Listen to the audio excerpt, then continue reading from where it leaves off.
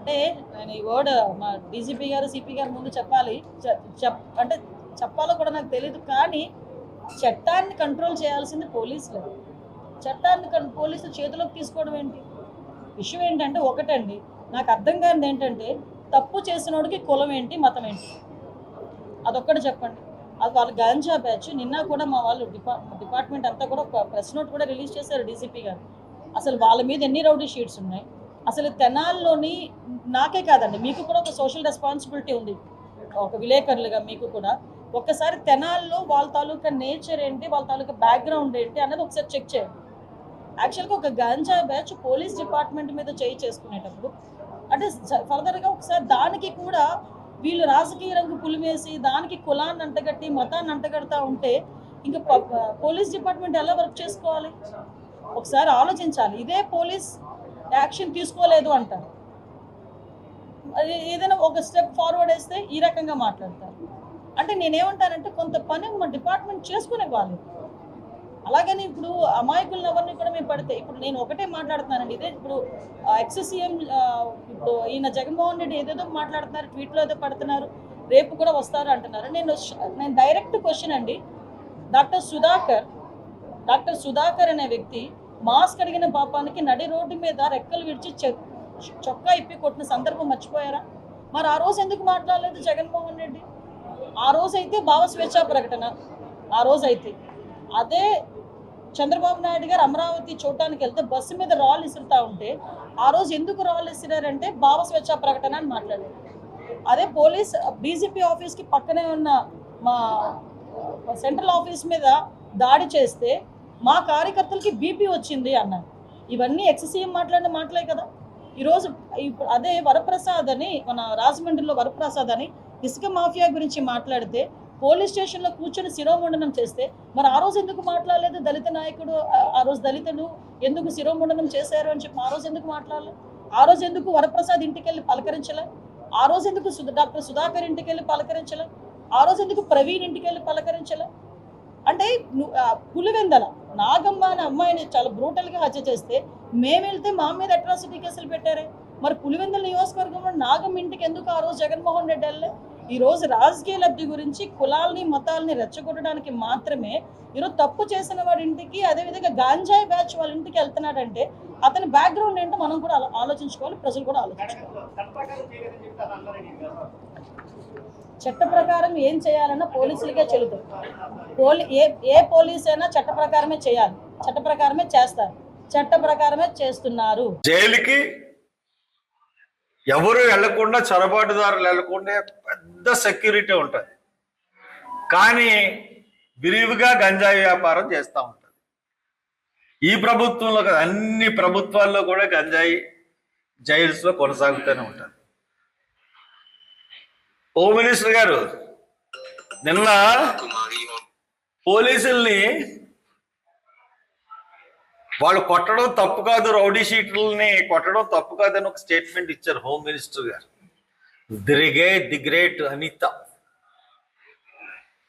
ఏమండి, ఓ చట్టం చదువుకోండి. మరి మీరేం చదువుకున్నారో, టీచర్ అమ్మ ఉద్యోగం చేస్తూ వచ్చినట్టుగా ఉన్నారు. చట్టం చదువుకోండి. పోలీసులకి కొట్టే అధికారం లేదు. పోలీసులు కేసు పెట్టి న్యాయస్థానానికి ఇస్తే న్యాయస్థానం శిక్ష వేస్తుంది. న్యాయస్థానంలో కూడా దెబ్బలు కొట్టే సంస్కృతి లేదు, జైల్లో పెట్టాలి. ఈవెన్ జైల్లో దెబ్బలు కొట్టినా కానీ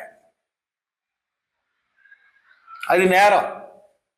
కానీ జైల్లో కూడా వీళ్ళు జైలర్లు, సూపరింటెండెంట్, డిప్యూటీ సూపరింటెండెంట్ కూడా వచ్చిన వెంటనే ఖైదీలను కొడతారు భయం చెప్పడానికి.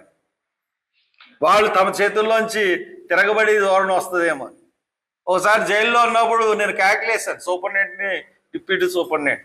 అప్పటి నుంచి నా బ్లాక్ నేనున్న చోట ఎక్కడ కొట్టడం మానేశారు. కొట్టడం అన్నది మీ జన్మ హక్కు కాదు. పోలీసులు అయినంత మాత్రాన మీరు కొట్టడానికి రైట్ లేదు. ఒకటేంటంటే మీరు కొట్టడానికి అసలు రైటే లేదు. అటువంటిది హోమ్ మినిస్టర్ అయ్యి మీరు సమర్థిస్తున్నారంటే చట్టం చదువుకోండి, చట్టం తెలుసుకోండి, లేదంటే రాజీనామా చేయండి. ఎలా సమర్థిస్తారు మీరు? సిగ్గు ఉండాలి, సమర్థించడానికి సిగ్గు ఉండాలి.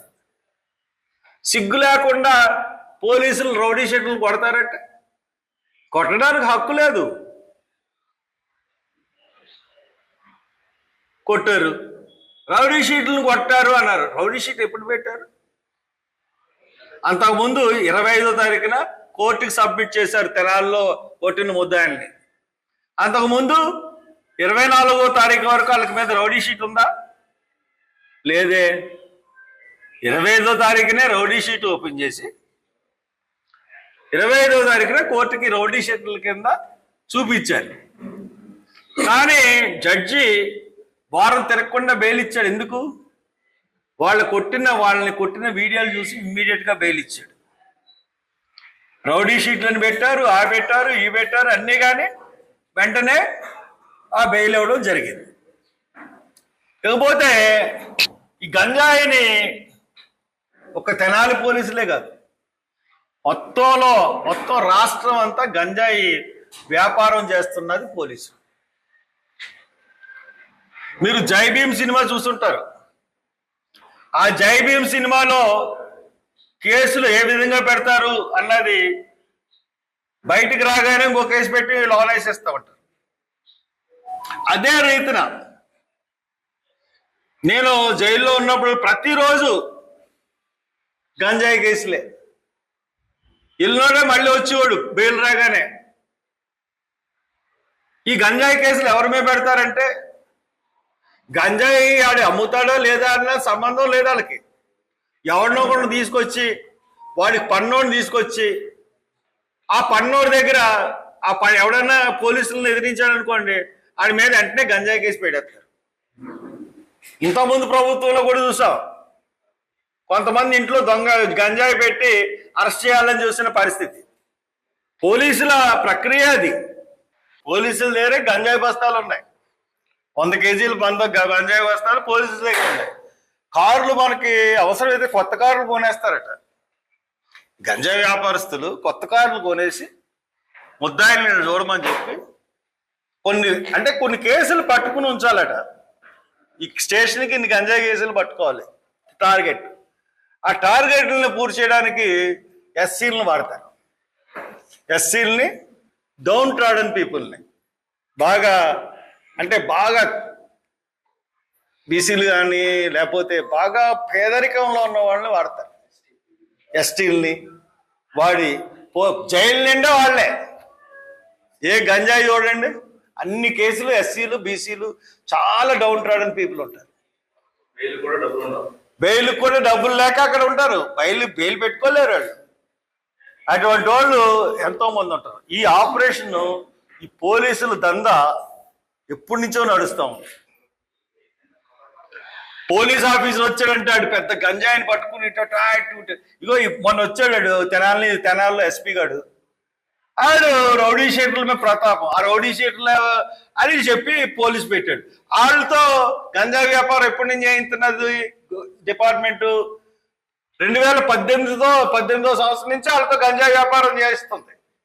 18 నుంచి వాళ్ళ మీద గంజా కేసులు ఉన్నాయి. 18, 22, 23, 24, 25లో ఇక మేము చేయలేమండి, మీ కేసులు తిరగలేమండి అన్నందుకు వాళ్ళని రోడ్డు మీద కొట్టారు.